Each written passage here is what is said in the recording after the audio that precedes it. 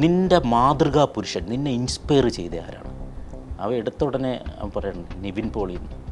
ചിരിച്ചിരിച്ച് എൻ്റെ ഊപ്പാടും എന്ത് മ്ലേച്ഛമായ ഉത്തരവാണ് പറഞ്ഞത്. ഇതിലങ്ങ് ഒരു കാര്യമില്ലെന്നുള്ളത്.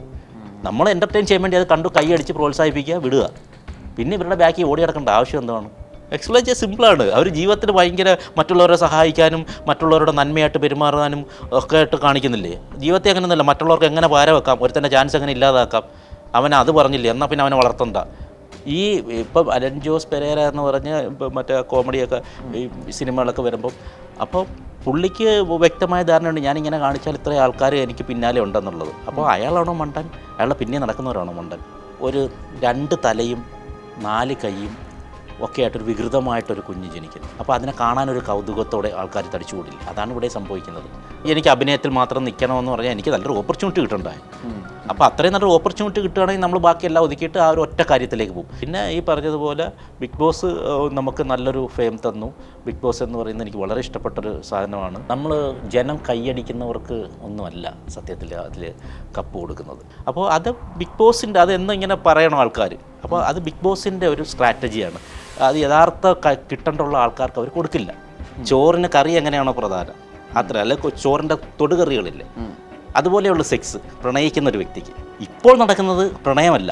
ഇപ്പോൾ നിങ്ങൾ രാവിലെ ഒരാളെ പരിചയപ്പെടുന്നു, ഉച്ചയാകുമ്പോഴത്തേക്ക് ചാറ്റ് ചെയ്താലും നമ്പർ മേടിക്കുന്നു, വൈകിട്ടാകുമ്പോൾ റൂം എടുക്കുന്നു, അന്ന് തന്നെ ഫിസിക്കൽ റിലേഷൻ നടക്കുന്നു. ഒരു ദിവസം കൊണ്ട് ഇതെല്ലാം നടക്കുന്നു. കാമം എന്ന് പറഞ്ഞാൽ ഫിസിക്കൽ റിലേഷന് വേണ്ടി മാത്രമുള്ള അട്രാക്ഷനല്ലേ കാമം. വാട്സാപ്പ് വഴി ഇംഗ്ലീഷ് പഠിക്കാൻ ഇംഗ്ലീഷ് കഫേ ഉള്ളപ്പോൾ ഇംഗ്ലീഷ് ഒരു വിഷയമേ അല്ല. English cafe presents you the perfect English. English cafe, we present you the perfect English. WhatsApp now 9633388575. ഈ അടുത്തിറങ്ങിയ സിനിമകളെ വളരെ വിമർശനാത്മകമായി സമീപിച്ച ആളാണ് ഫിറോസ് ഖാൻ. എന്താണ് ഇപ്പോഴിറങ്ങുന്ന സിനിമകൾക്ക് മാത്രം ഇത്ര കുഴപ്പം? ഫിറോസ് ഖാൻ തന്നെ ചേരുന്നു. നമസ്കാരം. നമസ്കാരം. മൂവി വേൾഡ് മീഡിയയിലേക്ക് സ്വാഗതം. Thank you. ഇപ്പോൾ ബിഗ് ബോസിൽ വന്ന സമയത്ത് ഒരു പ്രണയത്തെ പറ്റി പറഞ്ഞിരുന്നല്ലോ. ആദ്യ സിനിമ റിലീസാവുകയും അതോടുകൂടി ആ പ്രണയം നഷ്ടമാവുകയും ചെയ്ത കാര്യം പറഞ്ഞല്ലോ. അതിനുശേഷവും പ്രണയങ്ങൾ സംഭവിച്ചിട്ടുണ്ടാവുമല്ലോ. ഇല്ല, ഈ പിന്നെ സജിന ലൈഫിൽ ഉള്ള കാലം മൊത്തവും എനിക്ക് വേറൊരു അല്ലല്ല അങ്ങനെയല്ല പറയണേ. അതായത് ഒരാൾ കഴിഞ്ഞാൽ മറ്റൊരു പ്രണയം സംഭവിക്കല്ലോ, ഒരാൾ നിക്കലേ പ്രണയം സംഭവിക്കാന്നല്ല ഞാൻ ഉദ്ദേശിച്ചത്. മൊത്തത്തിലുള്ള ലൈഫിനകത്ത് കുറച്ചധികം പ്രണയങ്ങൾ സംഭവിച്ചിട്ടുണ്ട്. ഡെഫിനറ്റ്ലി കുറച്ച് അധികമല്ല, ആവശ്യത്തിന്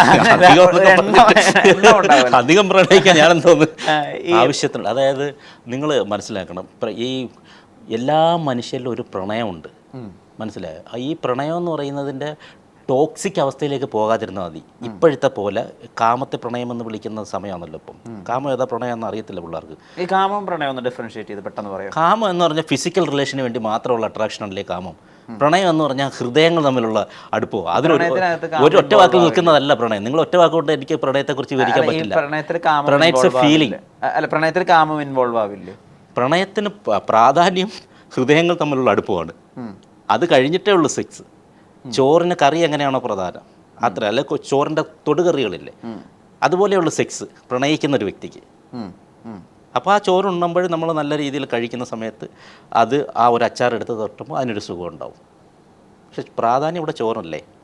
നമ്മൾ അങ്ങനെ ഒന്ന് ചിന്തിച്ച് പോകുക.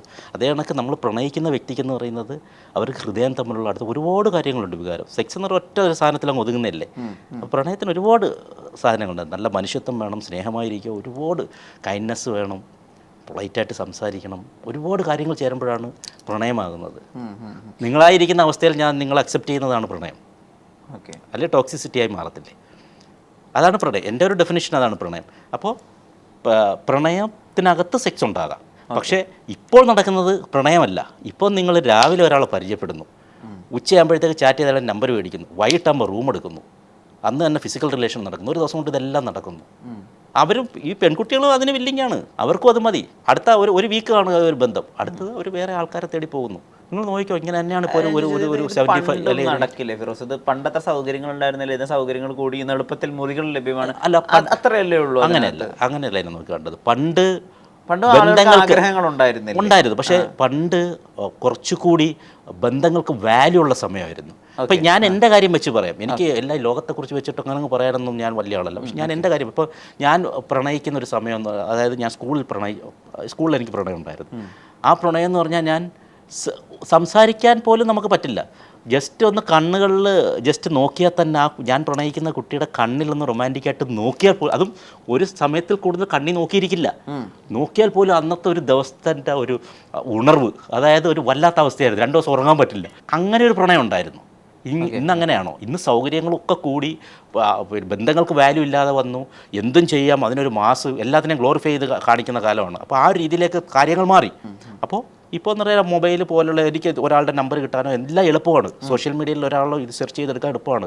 രാവിലെ മെസ്സേജ് അയക്കുന്നു, നിങ്ങൾ കറക്റ്റായിട്ടുള്ള കാര്യമാണ്. രാവിലെ മെസ്സേജ് അയക്കുന്നു, ഉച്ചയാകുമ്പോൾ അവർ കണക്ഷൻ ആവുന്നു, വൈകിട്ടാകുമ്പോൾ ഇവിടെ മീറ്റ് ചെയ്യാമെന്ന് പറയുന്നു, ഫിസിക്കൽ റിലേഷൻ നടക്കുന്നു, അല്ലെങ്കിൽ അടുത്ത ദിവസം ഫിസിക്കൽ റിലേഷൻ നടക്കുന്നു. ഒരാഴ്ചയ്ക്കുള്ളിൽ എന്തായാലും അവർ പൂർണ്ണമായി അവരായിക്കഴിഞ്ഞു.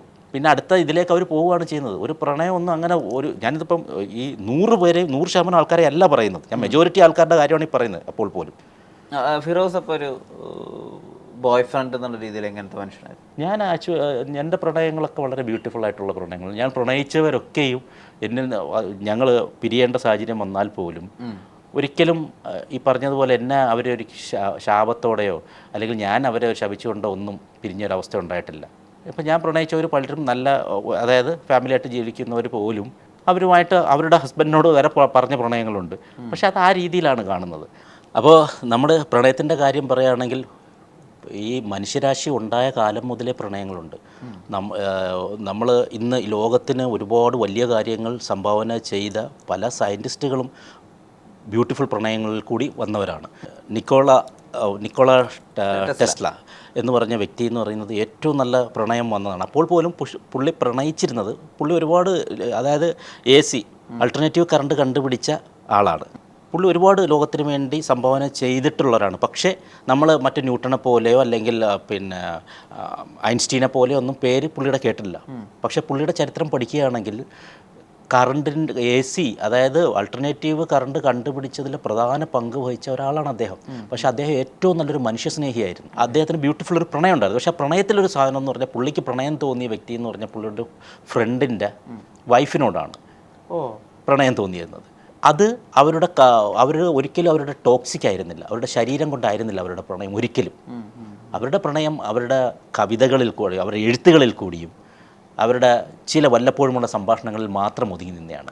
അതിന് കാരണം അതൊരു കൂട്ടുകാരൻ്റെ വൈഫ് ആണ്, സംഭവിച്ചു പോയതാണ് പ്രണയം എന്നുള്ള ഒരു തോന്നൽ കൊണ്ടാണ്.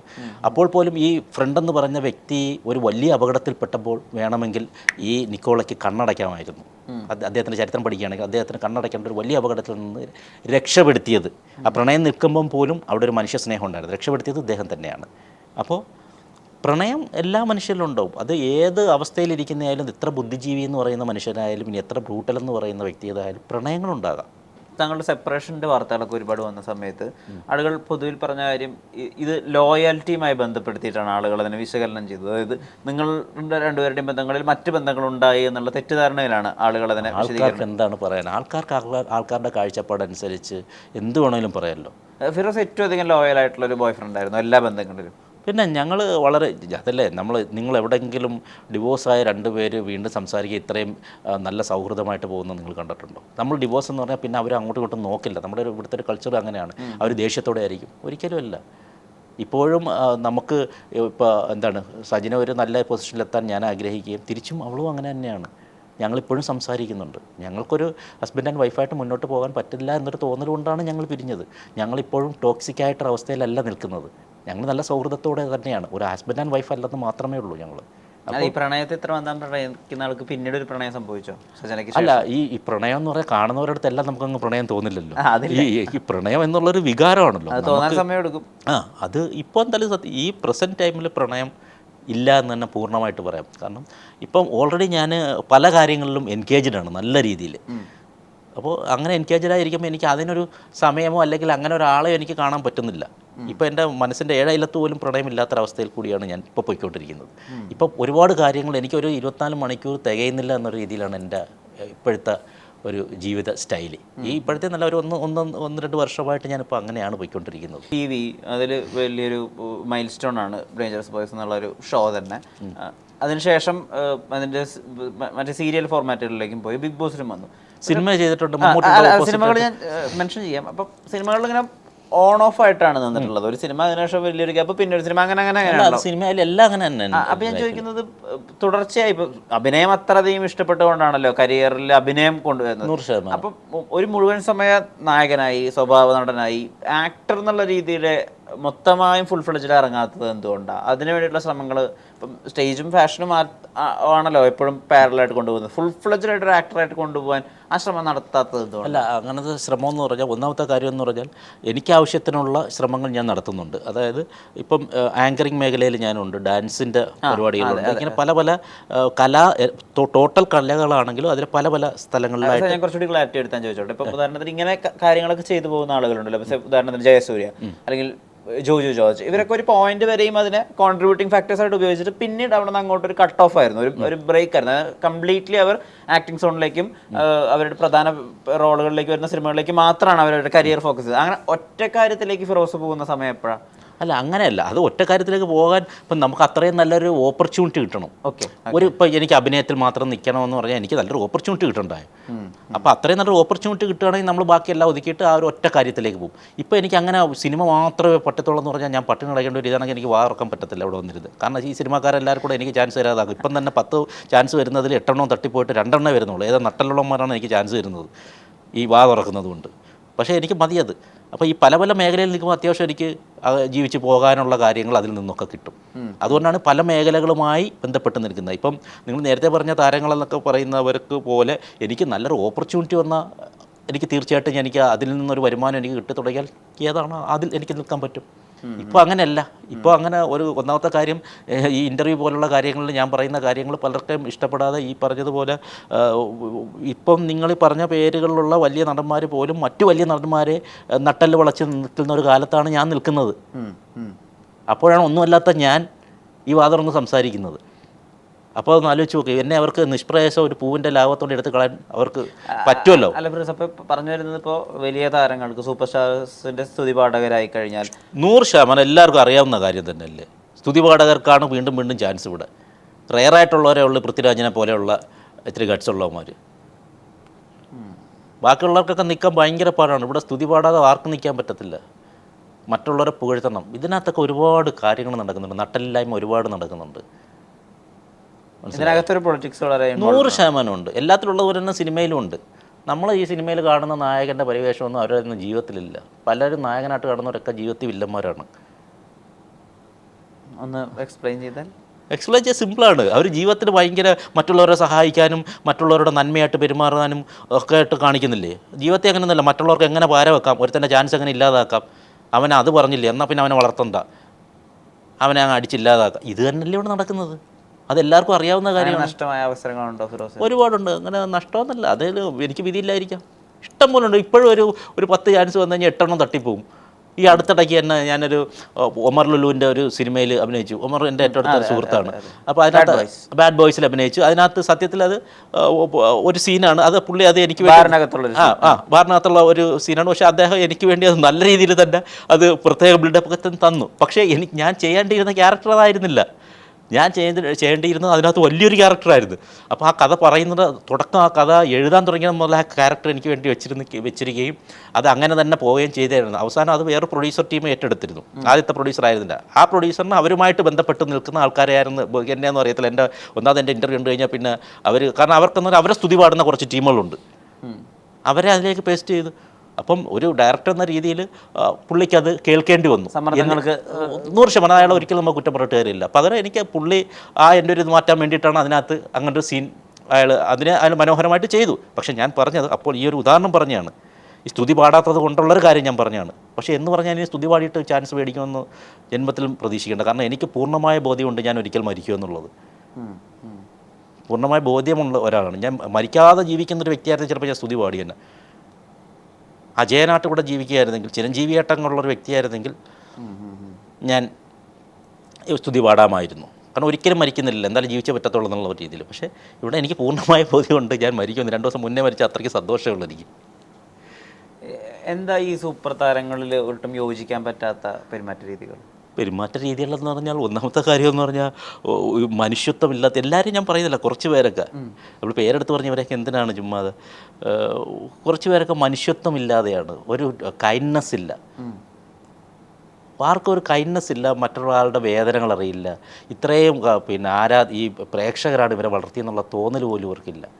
ഇവരിപ്പോൾ കഷ്ടപ്പെട്ടുണ്ടാകുന്ന പൈസ കൊണ്ടുവന്ന് തിയേറ്ററിൽ പോയി ഇത് എടുത്ത് ടിക്കറ്റും എടുത്ത് ഇരുന്ന് കണ്ട് കൈയടിച്ച് സ്നേഹത്തോടെ ചെന്ന്, അത് അവർ സ്നേഹമാണ്, അവരുടെ അടുത്തുള്ള സ്നേഹം കാരണം ചെന്നൊരു ഫോട്ടോ എടുക്കാൻ നിന്നാൽ പോലും തോളെ കൈയിടുന്നത് മാറ്റ് അല്ലെങ്കിൽ മാറി നിൽക്കുക എന്നൊക്കെ പറഞ്ഞിട്ട് അവരുടെ എത്രയോ നാളത്തെ ആരാധനയായിരിക്കും. ആരാധന സ്നേഹം അവരുടെ വീട്ടിലൊരു അംഗത്തിൻ്റെ കണക്കാണ് കാണുന്നത്. ഒരാളുടെ വാലറ്റ് എടുത്ത് നോക്കിയാൽ പോലും നടന്മാരുടെ ഫോട്ടോ ആയിരിക്കും അതിൽ കിടന്നത്. ഒരാളുടെ മൊബൈലിലെ ഗാലറിയിൽ ഏറ്റവും കൂടുതൽ കിടന്ന നടന്മാരെ നടിമാരെ ഫോട്ടോ അവരുടെ വീട്ടിൽ അച്ഛൻ്റെ അമ്മയുടെ പോലും ആയിരിക്കത്തില്ല. ആ ഒരു സിറ്റുവേഷനിൽ നിൽക്കുമ്പോഴാണ് ഇവർ ചെന്നിട്ട് ഇത്രയും ഒരു ഫോട്ടോ എടുക്കണമെന്ന് അത് അവരുടെ ഒരാളായിട്ട് കാണുന്നുണ്ട്. അപ്പോഴാണ് അമ്മമാരെ ജാട കാണിക്കുന്നത്, തള്ളി മാറ്റി അതിനൊക്കെ ബൗൺസേഴ്സ് പാട്ട് ഇവരെയൊക്കെ തള്ളി മാറ്റിക്കൊണ്ട് വന്നിട്ട്. അപ്പോൾ ഇവർ എന്നാൽ എനിക്ക് മനസ്സിലാക്കാനുള്ളത്, എന്നാലും ഇവർ ചിന്തിക്കുന്നില്ലല്ലോ, ഈ ആരാധകരെന്ന് പറഞ്ഞ തെണ്ടികൾ ചിന്തിക്കുന്നില്ലല്ലോ ഇതിലങ്ങ് ഒരു കാര്യമില്ലെന്നുള്ളത്. നമ്മൾ എൻ്റർടൈൻ ചെയ്യാൻ വേണ്ടി അത് കണ്ടു കൈയടിച്ച് പ്രോത്സാഹിപ്പിക്കുക, വിടുക. പിന്നെ ഇവരുടെ ബാക്കി ഓടി നടക്കേണ്ട ആവശ്യം എന്താണ്? ഒരു കാര്യമില്ലെന്നുള്ളതാണ്. ഒരു 10-300 പേരുടെ ഒരു കഴിവാണ്, 10-300 പേരുടെ എഫോർട്ടാണ് ഒരു സിനിമയെന്ന് പറയുന്നത്. അതല്ല ഇതിപ്പോൾ എല്ലാവരും കാണുന്നത് അതിലെ നായകൻ ആരാണോ അയാളുടെ പേരിലാണ് സിനിമ അറിയപ്പെടുന്നത്. ഒരിക്കലും അല്ല. അങ്ങനെയാണെങ്കിൽ ഇപ്പോൾ മോഹൻലാലിൻ്റെ പേരിലാണ് സിനിമ. മോഹൻലാലിൻ്റെ എല്ലാ പടവും കോളേജുമാരൻ എന്നൊക്കെ പറയുന്ന പടമുണ്ട്, കണ്ടിട്ടുണ്ടോ? ചിരി ചൂപ്പാട് വരും പൈസ പോയതിൽ. അപ്പോൾ അങ്ങനെയൊക്കെയുള്ള പടങ്ങൾ റിലീസാവില്ലല്ലോ മോഹൻലാലിൻ്റെ മാത്രം കഴിവാണെങ്കിൽ. അങ്ങനെയൊന്നുമല്ല, ഒരുപാട് പേരുടെ ക്രിയേറ്റിവിറ്റിയാണ്, അത് മനസ്സിലാക്കണം. അപ്പോൾ ഈ ആരാധനയും അതും ഇതൊക്കെ അങ്ങ് നിൽക്കും. ഏറ്റവും വലിയൊരു ഭയങ്കര രസകരമായിട്ടുള്ള ഞാൻ ഈ പറഞ്ഞതുപോലെ വീണ്ടും ഞാൻ ഷോയ്ക്ക് ഒരു ഷൂട്ടിൻ്റെ കാര്യം പറയാം. ഒരു ഷൂട്ടിന് പോയപ്പോഴത്തേക്ക് ഞാൻ കോളേജിൻ്റെ ഷൂട്ടാണ്. ഞാൻ ഒരു പയ്യൻ്റെ അടുത്ത് ചോദിച്ച്, മോനെ അവൻ എന്താ സൈക്കോളജി എന്താ പഠിക്കുന്ന പയ്യനാണ്. ഞാൻ ചോദിച്ചു, നിൻ്റെ മാതൃകാ പുരുഷൻ, നിന്നെ ഇൻസ്പയർ ചെയ്ത ആരാണ്? അവ എടുത്ത ഉടനെ അവൻ പറയണം നിവിൻ പോളിന്ന്. ചിരിച്ചിരിച്ച് എൻ്റെ ഊപ്പാടും എന്ത് മ്ലേച്ഛമായ ഉത്തരവാണ് പറഞ്ഞത്. ഒരാളെ ഇൻസ്പയർ ചെയ്യാൻ നിവിൻ പോളിന്ന്. ഞാൻ കരുതിയത് വല്ല ഗാന്ധിജിന്നോ അല്ലെങ്കിൽ വേറെ ഏതെങ്കിലും ആൾക്കാരോ സയൻറ്റിസ്റ്റുകളെയോ ഏതെങ്കിലും കാര്യം പറയുമെന്ന്. ഞാൻ എൻ്റെ മനസ്സിൽ സെലിബ്രിറ്റീസായിട്ട് കാണുന്നതെന്ന് പറഞ്ഞാൽ ഒരിക്കലും നടന്മാരെയൊന്നുമില്ല. ഞാൻ കാണുന്നതെന്ന് പറഞ്ഞാൽ ഇങ്ങനെയുള്ള സയൻറ്റിസ്റ്റുകളെയും ലോകത്തിന് സംഭാവന ചെയ്ത ആൾക്കാർ, ഓരോ കാര്യങ്ങൾ നമ്മൾ ജനതയ്ക്ക് സംഭാവന ചെയ്ത ആൾക്കാരെയൊക്കെയാണ് ഞാനൊരു സെലിബ്രിറ്റി തലമായിട്ടോ അല്ലെങ്കിൽ ഒരു ഫോട്ടോ എടുക്കാൻ പറ്റിയിരുന്നെങ്കിൽ അവരുമായിട്ട് എടുക്കണം ഞാൻ ഇന്നുവരെ ആഗ്രഹിച്ചത്.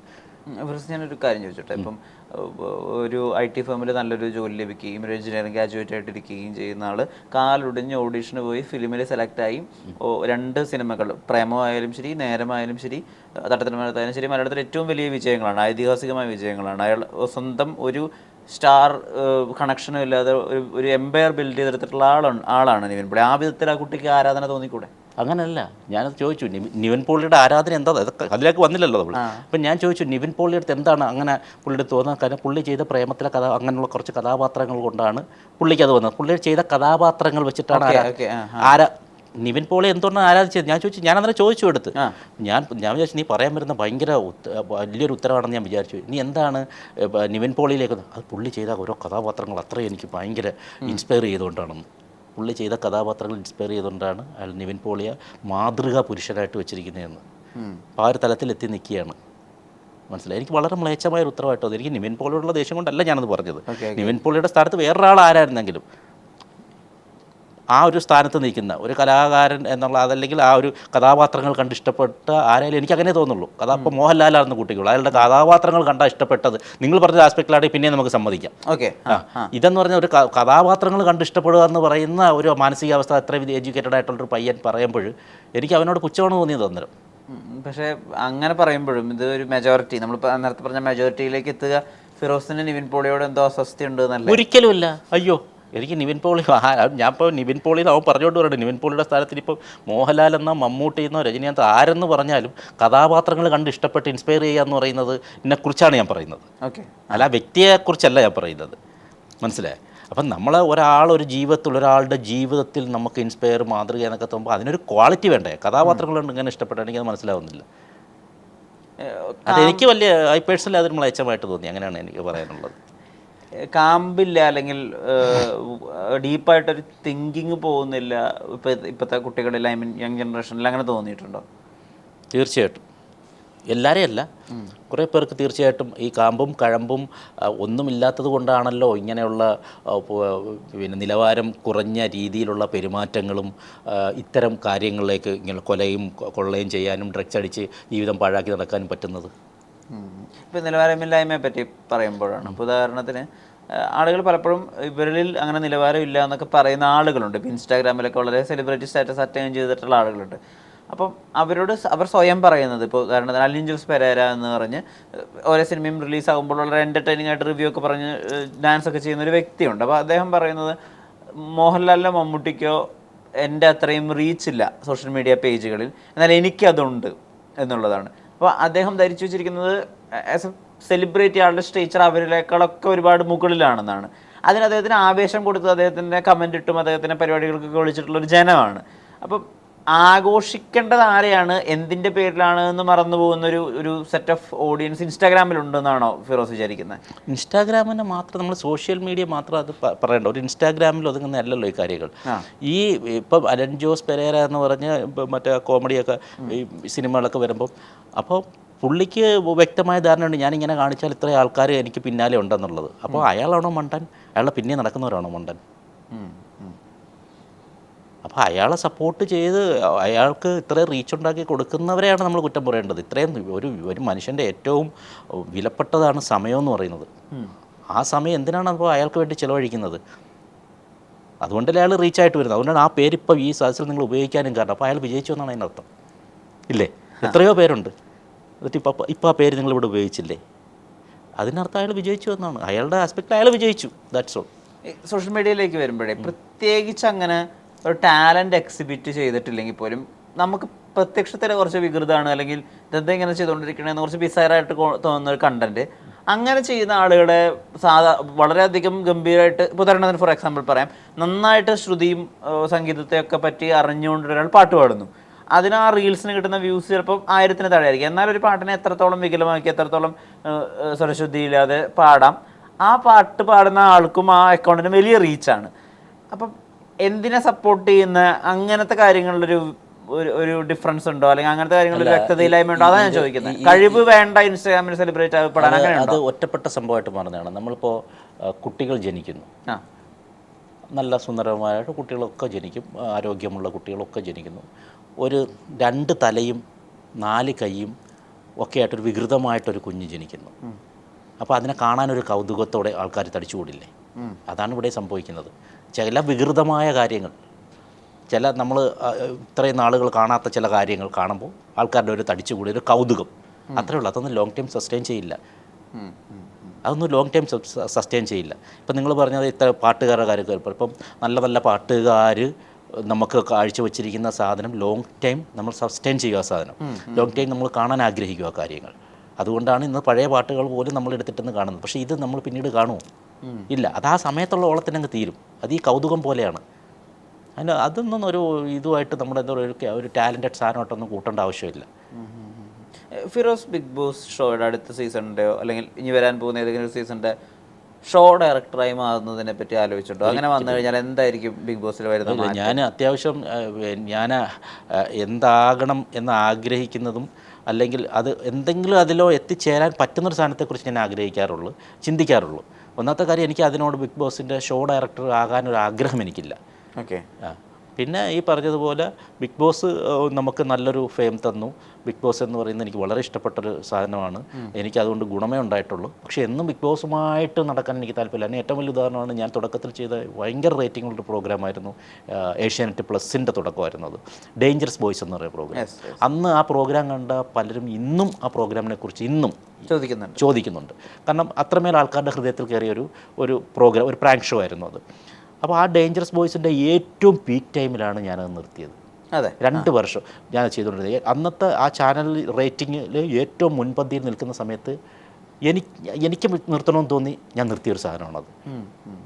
പിന്നെ ഞാൻ അതിൻ്റെ തുടർച്ച ചെയ്തിട്ടില്ല. ഇപ്പോഴും ആൾക്കാർ ചോദിക്കുന്നത് എന്തുകൊണ്ട് ഡേഞ്ചറസ് ബോയ്സ് തിരിച്ചു കൊണ്ടുവരാമെന്ന്. അത് എൻ്റെ ഇൻട്രസ്റ്റാണത്. ഞാൻ ഹാപ്പിയായിരിക്കുന്ന, ഞാൻ കംഫർട്ടായിരിക്കുന്ന സാധനങ്ങളെ ഞാൻ ചെയ്യാറുള്ളൂ. ബിഗ് ബോസ് എന്നും ഞാൻ ബിഗ് ബോസ് ചെയ്യത്തില്ല. ഓക്കെ.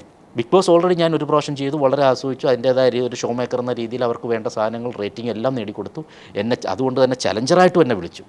ഇനിയും അതിൻ്റെ ഇങ്ങനെ പിന്നിൽ നടക്കണമെന്ന് എനിക്ക് ആഗ്രഹമില്ല.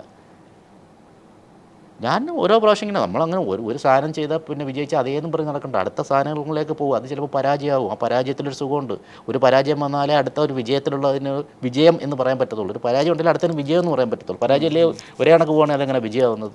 ഈ അഖിൽമാരാർ ഒഴികെ ബാക്കി ബിഗ് ബോസിൽ വിജയിച്ച ആളുകൾക്കൊന്നും അതിനുള്ള അർഹതയില്ല എന്നുള്ളൊരു വിമത അഭിപ്രായമുണ്ട്. അതിനെപ്പറ്റി ഫിറോസ് എന്താ വിചാരിക്കുന്നത്? അത് എനിക്കും അതിനോട് ഒന്നാമത്തെ കാര്യം, ബിഗ് ബോസ് എന്ന് പറയുന്നത് നമ്മൾ ജനം കൈയടിക്കുന്നവർക്ക് ഒന്നുമല്ല സത്യത്തിൽ അതിൽ കപ്പ് കൊടുക്കുന്നത്. നിങ്ങൾ ശ്രദ്ധിച്ചാൽ മതി, ഓരോ ബിഗ് ബോസ് ചരിത്രം എടുത്താൽ. ഇപ്പം എനിക്ക് തോന്നുന്നു അഖിലിൻ്റെ ഒരു സീസണിലേ ഉള്ളൂ, അഖിൽ ഓൾറെഡി അത് ഡിസേർഡ് ആയിട്ടുള്ളൊരു കക്ഷി ആയതുകൊണ്ടാണ്. കാരണം അതിനകത്ത് ഞാൻ പല വേദികളും പറഞ്ഞ് അഖിലിന് നല്ലൊരു കോമ്പറ്റീറ്റർ അതിൽ വന്നിട്ടില്ലായിരുന്നു. അഖിൽ ഒരു ലക്കി മാൻ കൂടിയാണ്. കാരണം അതിനകത്ത് നല്ല കോമ്പറ്റീറ്റർ ഉണ്ടായിരുന്നു, ഒരു പക്ഷേ അഖിലിന് കിട്ടാൻ ചാൻസ് കുറവായിരുന്നു. പക്ഷേ ആ ഉള്ളതിൽ അഖിൽ തന്നെയായിരുന്നു മികച്ചത്. കാരണം ഞാൻ ആ സീസണിൽ ചലഞ്ചറായിട്ട് പോയപ്പോൾ എനിക്ക് മനസ്സിലായാണ്. സോ അത് അഖിൽ ഡിസേർഡ് ആയിട്ടുള്ള ഒരു സീസണായിരുന്നു അത്. പക്ഷേ മറ്റ് സീസണുകളിൽ എടുക്കുകയാണെങ്കിൽ നിങ്ങൾ നോക്ക്, സെക്കൻഡ് സീസൺ ബിഗ് ബോസിൻ്റെ ഏറ്റവും പീക്ക് സീസണാണ് സെക്കൻഡ് സീസൺ എന്ന് പറയുന്നത്. പീക്ക് സീസണിലെ തുടക്കം സെക്കൻഡ് സീസണാണ്. രജിത്ത് ഏട്ടനുണ്ടായിരുന്ന സീസൺ.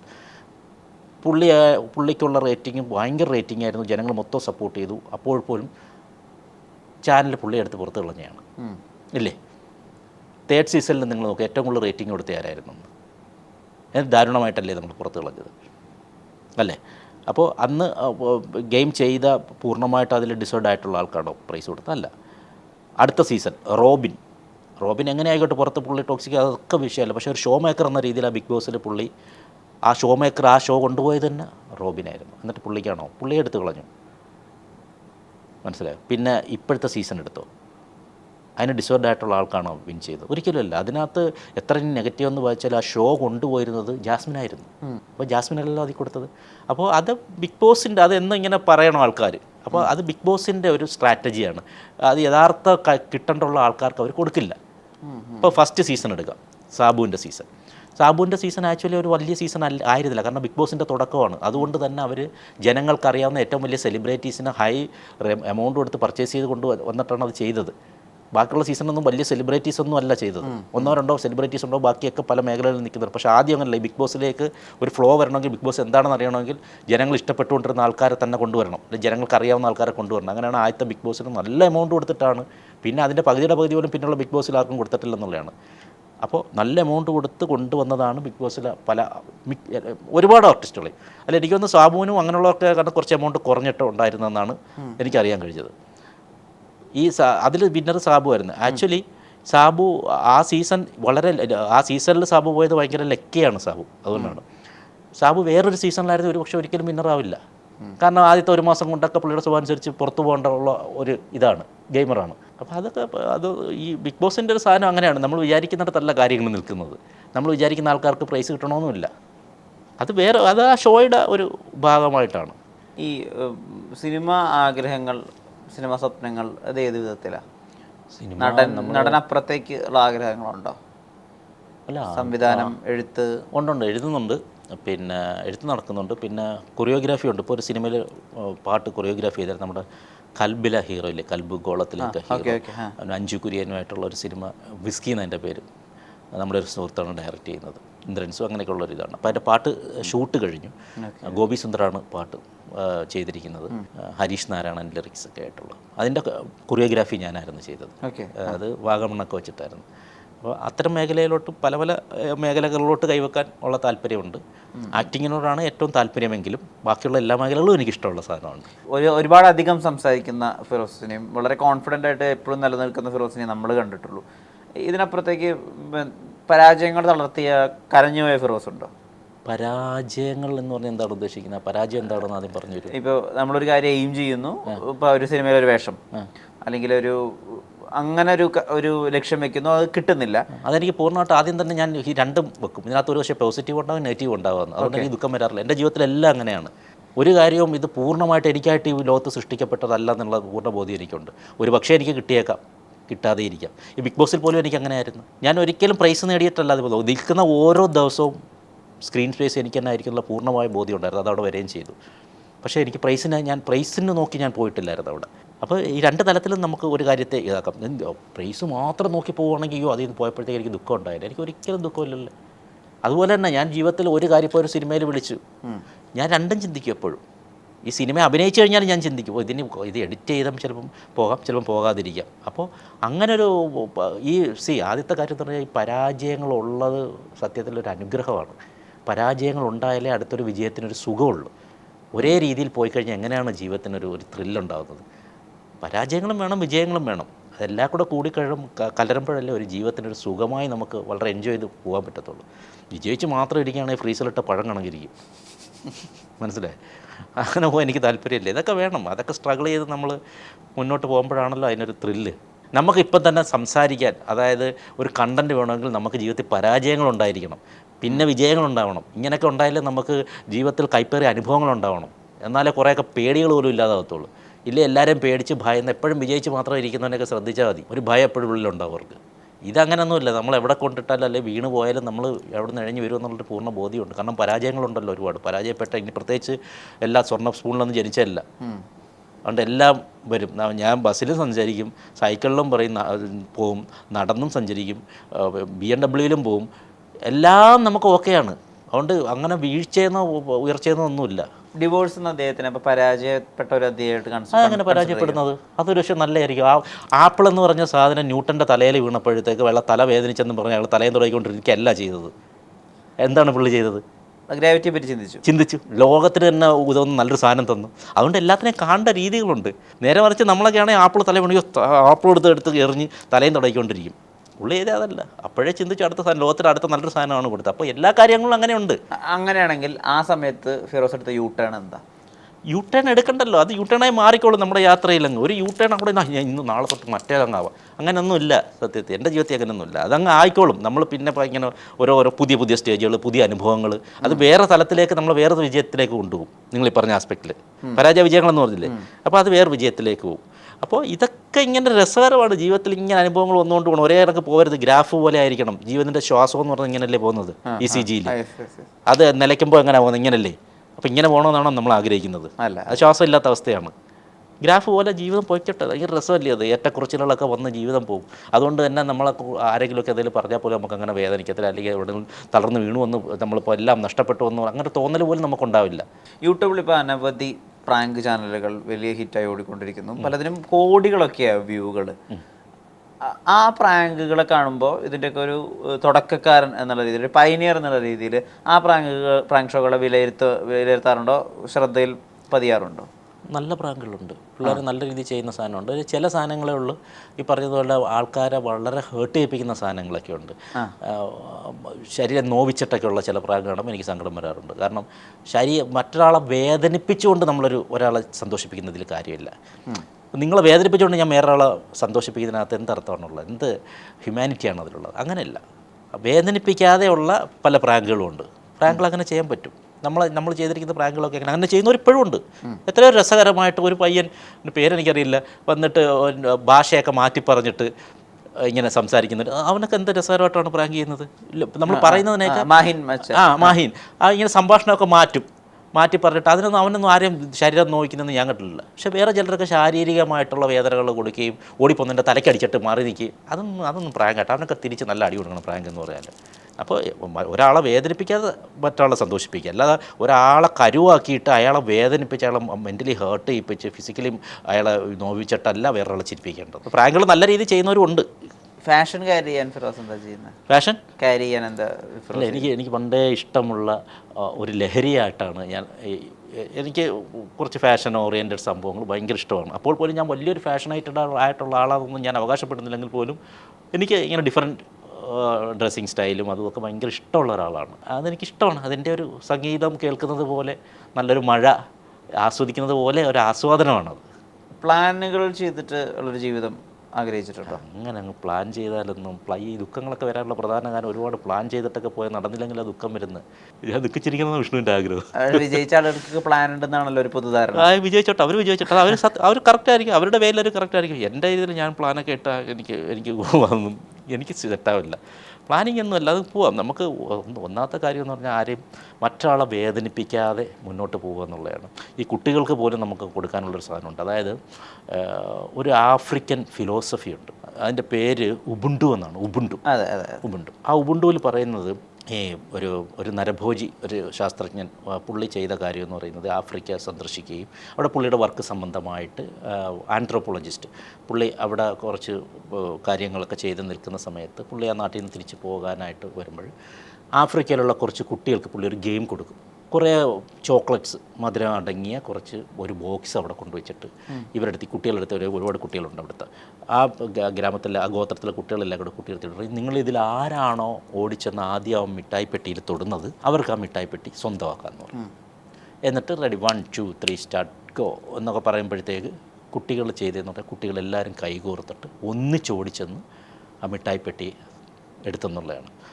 അപ്പോൾ പുള്ളി ചോദിച്ചു, ഇതെന്താണ് നിങ്ങൾ മത്സരബുദ്ധിയോടെ നിങ്ങൾക്ക് ഒറ്റയ്ക്ക് ഓടിച്ചെന്ന് എടുത്തുകൂടെയായിരുന്നു ചോദിച്ചു. അതിന് പറഞ്ഞില്ല, ഞങ്ങൾക്ക് ഇവിടെ ഒരു നിയമമുണ്ട്, ഞങ്ങൾ പഠിക്കുന്നൊരു കാര്യമുണ്ട്, അതാണ് ഉബുണ്ടു. ഈ ഉബുണ്ടു എന്ന് പറയുന്നത് ഫിലോസഫിയാണ് ഞങ്ങളിവിടെ ഉള്ളവർ ഫോളോ ചെയ്യുന്നത്. അതായത് ഞാൻ മറ്റുള്ളവരിൽ കൂടി ചേർന്നതാണ്, നിങ്ങൾ ഞാനുമായി ചേർന്നതാണ്, എൻ്റെ സന്തോഷം നിങ്ങളിൽ പങ്കെടുക്കുന്നതാണ്, നിങ്ങൾക്ക് കൂടെ പങ്കുചേരുന്നതാണ്, നിങ്ങളുടെ സന്തോഷം എനിക്കുള്ളതാണ്, എനിക്ക് ഒറ്റയ്ക്കൊരു സന്തോഷം വേണ്ട. എത്ര വലിയ ഫിലോസഫിയാണത് ഇല്ലേ? I am because you are, അതാണ് അതിൻ്റെ സാധനം. അപ്പോൾ ഒന്നിച്ച് നേടുക, അതൊരു ഭയങ്കര ഫിലോസഫിയാണ്. ആഫ്രിക്കനിലെ ഒരു ഗോത്രം ഒരു ഒരു ഒരു അവരുടെ ഒരു കോൺസെപ്റ്റ് എന്ന് പറഞ്ഞാൽ അത് ലോകം മൊത്തം എടുക്കേണ്ട ഒരു കോൺസെപ്റ്റാണത്. ഇവിടെ സ്കൂളുകളിൽ പോലും പഠിപ്പിക്കുന്നത് എന്താണ്? ഒറ്റയ്ക്ക്, അതായത് മറ്റവനെ തോൽപ്പിച്ചിട്ട് നീ ജയിക്കുക എന്നുള്ളതാണ്. അതായത് ഒരു ഓട്ട മത്സരം വന്നാൽ പോലും ഓട്, മറ്റവനെ പിന്നിലാക്കിയിട്ട് നീ ഓട്. ടീച്ചേഴ്സ് പോലും പഠിപ്പിക്കുന്നത് അതാണ്, മാതാപിതാക്കൾ പോലും പഠിപ്പിക്കുന്നത് അതല്ലേ. പിന്നിലാക്കിയിട്ട് ഒരുത്തനെ തോൽപ്പിക്കുമ്പോഴാണ് അടുത്തൊരു വിജയം. ഒരിക്കലും അതല്ല. അവിടെ ആ കുട്ടികൾ എന്താണ് ചെയ്തത്? ഉബുണ്ടു ഫിലോസഫി എന്ന് പറയുന്നത് ഒന്നിച്ച് നിന്ന് വിജയം നേടുക എന്നുള്ളതാണ്. ഇപ്പം ഞാനൊരു ഭക്ഷണം കഴിക്കുകയാണെങ്കിൽ അതിൽ പകുതി നിങ്ങൾക്ക് കൂടെ തരുമ്പോഴായിരിക്കണം എനിക്ക് സന്തോഷം ഉണ്ടാകുന്നത്, ഇല്ലേ? അതെ അതെ. ഞാൻ ഒറ്റയ്ക്കിരുന്ന് തിന്നിട്ട് അതിൻ്റെ മൊത്തം അതിൽ അങ്ങനത്തെ ഒരു സന്തോഷം കണ്ടെത്തരുത്. അത് തുടക്കത്തിലേ നമ്മൾ കുട്ടിയായിരിക്കുമ്പോഴേ പറഞ്ഞു കൊടുക്കേണ്ട ഒരു കാര്യമാണ്. അത് ഇത്ര നല്ല അതൊക്കെ സത്യത്തെ അതൊക്കെ ഇവിടെ വരണം. അങ്ങനെ സ്കൂൾ തലങ്ങളിൽ, ഞാൻ പറഞ്ഞില്ല നേരത്തെ പറഞ്ഞില്ലേ, സ്കൂൾ കുട്ടികളെ ബാധിക്കുന്ന കുറേ, അതൊക്കെ സ്കൂൾ തലങ്ങളിൽ കുട്ടികളെ പറഞ്ഞ് പഠിപ്പിക്കേണ്ട ഒരു കാര്യമാണത്. മാതാപിതാക്കളും ടീച്ചേഴ്സും വിചാരിച്ചാൽ മാത്രമേ ഇവിടെ ഒരു വലിയ മാറ്റം കൊണ്ടുവരാൻ പറ്റുള്ളൂ. കാരണം ഏറ്റവും കൂടുതൽ ഒരാളുടെ ബ്രെയിൻ, അയാളുടെ അതായത് അയാളെ ഏത് വഴിക്കിട്ട് അതിൻ്റെ റൂട്ട് കിട്ടുന്നതെന്ന് പറഞ്ഞാൽ ഈ മാതാപിതാക്കൾക്കും ടീച്ചേഴ്സിനുമാണ്. ആ റൂട്ട് ശക്തമാണെങ്കിൽ ബാക്കി നല്ല സ്ട്രോങ് ആയിട്ട് തന്നെ വളർന്നു പോയിക്കോളും. അപ്പോൾ ആ റൂട്ട് കിട്ടുന്നത് ആർക്കാണ്? റൂട്ടിന് വളവും വെള്ളവും എല്ലാം കൊടുക്കാനായിട്ടുള്ള ഇത് കിട്ടുന്നതെന്ന് പറഞ്ഞാൽ ടീച്ചേഴ്സിനും മാതാപിതാക്കൾക്കുമാണ്. അപ്പോൾ അവർ പറഞ്ഞു കൊടുക്കേണ്ട കാര്യമുണ്ട്. വെറുതെ പുസ്തകത്തിലുള്ളത് മാത്രം അങ്ങോട്ട് പടി എന്ന് പറഞ്ഞ് പഠിപ്പിച്ച് കൊടുക്കാതെ നല്ലൊരു ക്വാളിറ്റിയുള്ള പ്രൊഡക്റ്റായിട്ട്, നല്ലൊരു ഹ്യൂമനായിട്ട് വളർത്തിയെടുക്കാനുള്ള കാര്യം കൂടി നോക്കണം. അതാണ് ഫസ്റ്റ് പ്രിഫറൻസ് അതിന് കൊടുക്കുക. സെക്കൻഡ് പ്രിഫറൻസേ കൊടുക്കുക ഈ പുസ്തകത്തിലുള്ളത് പഠിപ്പിക്കാൻ. അത് പഠിച്ചോളൂ അവർ, നല്ലൊരു ഹ്യൂമാനിറ്റി ആകുമ്പോൾ തന്നെ അവരത് പഠിച്ചോളും. അപ്പോൾ അതിവിടെ നടക്കുന്നുണ്ടോ? ഒരിക്കലുമില്ല. നമ്മുടെ വിദ്യാഭ്യാസ സമ്പ്രദായത്തിൽ ഇതൊന്നും നടക്കുന്നില്ല. ക്യാരക്ടർ മേക്കിംഗ് സിസ്റ്റം ഇല്ല, ഒരിക്കലുമില്ല. യഥാർത്ഥത്തിൽ ആദ്യം അതാണ് ചെയ്യേണ്ടത്. ഇത് പണ്ട് മുതലേ ഉള്ളത്. അതുകൊണ്ട് തന്നെയാണ് നമ്മളൊരു ഒരു ബസ്സിലോ അങ്ങനെയുള്ള കാര്യം യാത്ര ചെയ്ത് കഴിഞ്ഞാൽ ഏറ്റവും കൂടുതൽ നമുക്ക് കേൾക്കാൻ പറ്റുന്നത് ബസ്സുകാർ തമ്മിലോ അല്ലെങ്കിൽ കണ്ടക്ടർമാർ അങ്ങോട്ട് തെറി വിളിക്കുന്നതാണ്. അവിടെ എത്ര മുതിർന്നവരുണ്ട്, എത്ര വലിയ ആൾക്കാരുണ്ട്, പ്രായത്തിന് മുതിർന്ന എത്രയോ ആൾക്കാരുണ്ട്.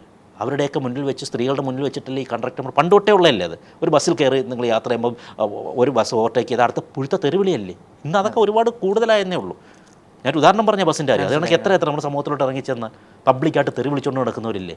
അപ്പോൾ ഇതൊക്കെ ബഹുമാനക്കുറവ്. ഈ ബഹുമാനം എന്നൊക്കെ പറഞ്ഞാൽ നമ്മളെക്കാൾ ഒരു ദിവസം മൂത്ത ആളാണെങ്കിൽ പോലും ചേട്ടാ എന്ന് വിളിച്ച് പഠിപ്പിക്കുന്നതിൻ്റെ ഒരു സംസ്കാരമുണ്ട്. നമ്മുടെ ഒപ്പത്തിനുള്ളവരോ അല്ലെങ്കിൽ മനുഷ്യരാശിയെ ബഹുമാനത്തോടെ മറ്റൊരു മനുഷ്യനെ അല്ലെങ്കിൽ മറ്റാരോ ആയിക്കോട്ടെ, വളരുന്ന ഒരു മരത്തിനെ പോലും നമ്മൾ നല്ല രീതിയിൽ ഹഗ് ചെയ്താൽ അതിനത് മനസ്സിലാവുമെന്നുള്ളതാണ്. അത് നല്ല രീതിയിൽ തഴച്ചു വളരുമെന്നുള്ളതാണ്. ഇത് സയൻസാണ്. ഇത് ഫാൻറ്റസി അല്ല, സയൻസായിട്ടുള്ള കാര്യമാണ്. അപ്പോൾ ആ ഒരു വൃക്ഷത്തിനും ഒരു സസ്യത്തിന് പോലും അങ്ങനെ ആ സ്നേഹം കൊടുത്താൽ അതിന് അക്സെപ്റ്റ് ചെയ്യാനും പറ്റും, അതിന് മാറ്റങ്ങൾ ഉണ്ടാവുമെങ്കിൽ മനുഷ്യന് എന്തുകൊണ്ടാണ് ഉണ്ടാകാത്തത്? ഇത്രയും വിവേകമുള്ള മനുഷ്യനുണ്ടാവില്ലേ? അപ്പോൾ അത് എവിടെ നിന്നാണ് തുടങ്ങേണ്ടത്? സ്കൂളിൽ നിന്നാണ് തുടങ്ങുന്നത്. സ്കൂളിൽ നിന്നും വീട്ടിൽ നിന്നും തുടക്കത്തിൽ. അതായത് അവിടെയാണ് റൂട്ട് നമുക്ക് വളവും വെള്ളവും ഇട്ട് വളർത്താനുള്ള സാധനം. പിന്നെ തഴച്ചു വളർന്നുള്ളൂ. അപ്പം സ്നേഹം എന്താണെന്ന് പഠിപ്പിക്കുക, കരുണ പഠിപ്പിക്കുക, ഇല്ലാത്തവന് കൊടുക്കുക, മറ്റൊരുത്തം വിശന്നിരിക്കുമ്പോഴും നമ്മൾ കഴിക്കാതിരിക്കുക, നമ്മളതിലുള്ളതിൽ അവനെ തൃപ്തിപ്പെടുത്തിയിട്ട് വേണം. ഞാൻ എൻ്റെ മോനെ അങ്ങനെയാണ് പറഞ്ഞത്. അവൻ ഈ അടുത്തിടയ്ക്ക് ഡാൻസിൽ സ്കൂളിൽ അത്യാവശ്യം ഡാൻസ് ചെയ്യും കേട്ടോ. അപ്പോൾ സ്കൂളിൽ അവൻ്റെ പ്രോഗ്രാം നടക്കുന്ന സമയത്ത് ഇവനെ ഡാൻസിൽ ലാസ്റ്റ് ഇതിലാണ് നിർത്തിയത്. 5-8 പേരുടെ ഗ്രൂപ്പ് ഡാൻസിൽ ലാസ്റ്റ്. അപ്പോൾ എൻ്റെ അടുത്ത് വന്നാൽ പരാതി പറഞ്ഞു, പപ്പ കാക്ക അന്ന് ഞാൻ പ്രോഗ്രാമിനത് കാണാൻ വേണ്ടി പോകുന്നതാണ്. അപ്പോൾ പോയതുമാണ്. അപ്പോൾ എൻ്റെ അടുത്ത് പപ്പ കാക്ക വരുമല്ലേ, അപ്പോൾ എന്നെ പിടിച്ച് ബാക്കിൽ അവർ നിർത്തിയിരിക്കുന്നത്, ഞാൻ നല്ലോണം ഡാൻസ് ചെയ്യുന്നുണ്ട്.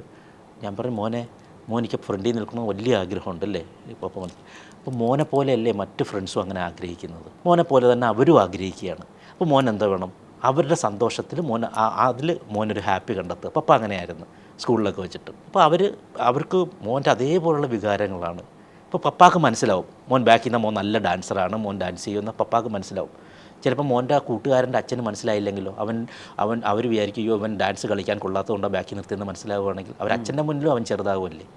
മോനിക്ക് ഇനി വേറെയൊക്കെ അവസരം വരും. മുന്നിൽ നിന്ന് കൊണ്ട് മാത്രമല്ല, ബാക്കിൽ നിന്നാലും നല്ലത് തന്നെയാണ്. എല്ലാവർക്കും കൂടെ ചേരുമ്പോഴും എല്ലാവർക്കും കൂടെ ഒത്തൊരുമിച്ച് നല്ലോണം അങ്ങനെ ഞാൻ പറഞ്ഞു കൊടുത്തപ്പം അവനത് മനസ്സിലായി. അവന് പിന്നെ ആ പരാതിയില്ല. അപ്പോൾ കുട്ടികളായിരിക്കത്തെ നല്ല വേറൊരു പേരൻ്റ് ആണെങ്കിൽ അല്ലെങ്കിൽ വേറെ രീതിയിൽ നമുക്ക് പറഞ്ഞു കൊടുക്കണം, അയ്യോ അങ്ങനെ ആക്കിയോ ഒന്ന് ടീച്ചറിനെ ഇപ്പോൾ നടന്നു വരുന്ന ടീച്ചറിനെ വിളിച്ച് 2 വഴക്കൂടെ അത് പറ്റത്തില്ല, അവനെ ഫ്രണ്ട് വിളിച്ച് നടന്നു വരുന്ന കാര്യമാണ്. അപ്പോൾ ആ പേരൻസ് മനസ്സിലാക്കണം ഇങ്ങനൊരു കാര്യമൊക്കെ കൂടെ. അപ്പോൾ അങ്ങനെ നമ്മൾ മനസ്സിലാക്കി പിന്നെ എല്ലായിടത്തും വരുമ്പോഴത്തേക്ക് ഇവനൊരു എവിടെയെങ്കിലും ഒരു സ്ഥലത്തൊന്ന് പിന്നിലോട്ടായി പോയാൽ അവന് ടെൻഷൻ അടിക്കും, അവൻ്റെ ജീവിതത്തിൽ തോറ്റുപോയെന്ന് വിചാരിക്കും. അപ്പോൾ നമ്മൾ അങ്ങനെ ഈ പേരൻസ് പറഞ്ഞു കൊടുക്കുമ്പോൾ ടീച്ചേഴ്സ് പറഞ്ഞു കൊടുക്കുമ്പോൾ ഇപ്പോൾ ഒരുപാട് കാര്യങ്ങളുണ്ട്. അല്ലാതെ നമ്മൾ ഈ സമൂഹത്തിൽ ഇപ്പം കാണുന്ന കാര്യങ്ങൾക്ക് ഈ വിക്ടിംസിനെ മാത്രം അല്ലെങ്കിൽ ഈ അക്യൂസിനെ മാത്രം ഇങ്ങനെ കുറ്റം പറഞ്ഞുകൊണ്ട് കാര്യമില്ല. അവരെയൊക്കെ അങ്ങനെ ആക്കി തീർത്ത ഒരു സമൂഹത്തിനെ കൂടെ നമ്മൾ കുറ്റം പറയണം. ഞാൻ നേരത്തെ പറഞ്ഞ പഴയ തലമുറ നിങ്ങൾ പറഞ്ഞ റിപ്പർ ചന്ദ്രനെ പോലും റിപ്പർ ചന്ദ്രൻ ലാസ്റ്റ് അമ്മയടുത്ത് പറഞ്ഞ വാക്കുകൾ ചെറിയ വാക്കുകളല്ല ആ കാലഘട്ടത്തിലും. അതൊക്കെയാണ്.